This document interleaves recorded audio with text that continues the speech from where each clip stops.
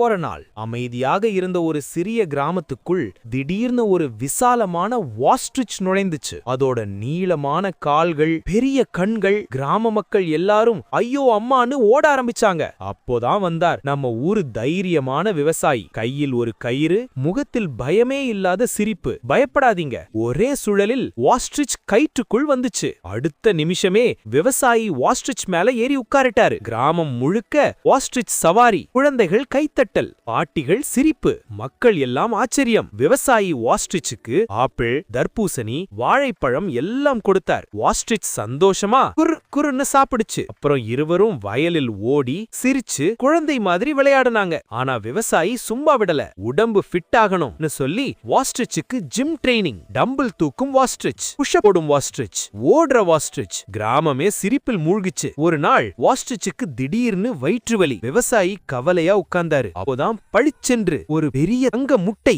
ஆனா வாஸ்ட்ரிச் அழ ஆரம்பிச்சது. என்னாச்சுன்னு விவசாயி கேட்டார். ஏன்னா யாருமே லைக் பண்ணல, சப்ஸ்கிரைப் பண்ணல. பாத்துக்கிட்டு இருக்க நீங்களும் லைக், சப்ஸ்கிரைப் பண்ணுங்க.